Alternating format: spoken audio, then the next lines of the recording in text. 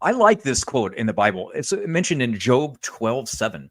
But ask the animals and they will teach you, or the birds of the sky and they will tell you, or speak to the earth and it will teach you, or let the fish of the sea inform you. We all know that fish can't talk and the earth isn't going to tell us anything. So, what is it talking about? We can gather information from these creatures and the earth itself. And they're what hold wisdom and that what we should be looking for. Test these things, right? That's the scripture is different than most religions in that it tells us to test what's in it to be true. If we look at Charles Lyell, his goal was in secret anyway. This is what they found in his journals later. His goal was to free the sciences of Moses. And the Bible actually predicted him a long time ago, believe it or not, because he said the present is the key to the past. The Bible actually tells us that in the last days, people will believe the earth is continued as it was from the beginning. That's literally uniformitarianism, the very thing he pushed and what everyone believes today, which is just a pagan theory of evolution to begin with. He actually took this idea that there's three fundamental human types. There's the whites and the yellow people, and then the black people, all related to the chimpanzee, the orangutan, and the gorilla.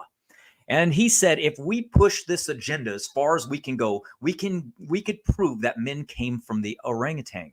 So you notice what he did. He literally pushed this hidden agenda and he said, let's see, now I got to get people to believe this. Now I got to get them suckered into it. So what did he do? He went to the Niagara Falls. He went there and he started to catalog it, and he started conversing with people that lived there, as one of them in particular, which was a local geologist. And he said, how much do you think the water is eroding at that area? And the guy said, probably around 3 feet a year.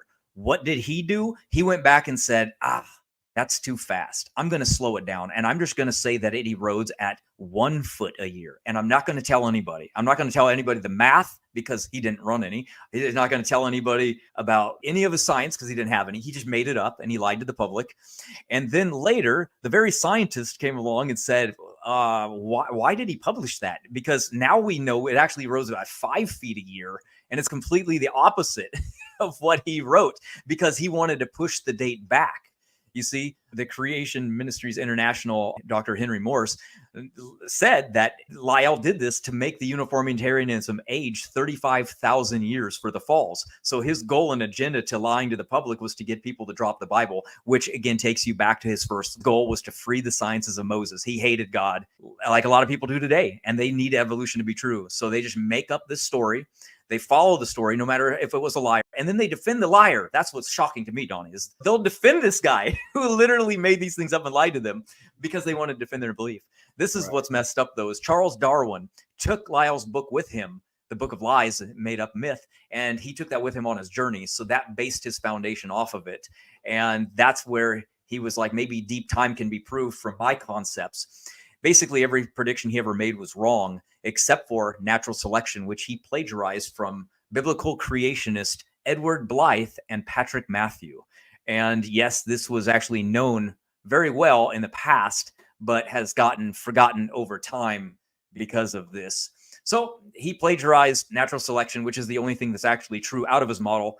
And everything else was in his mind came from a liar before him, which was literally, he just made things up. So that's where we'll go. I was taken over because you left. No, that was great.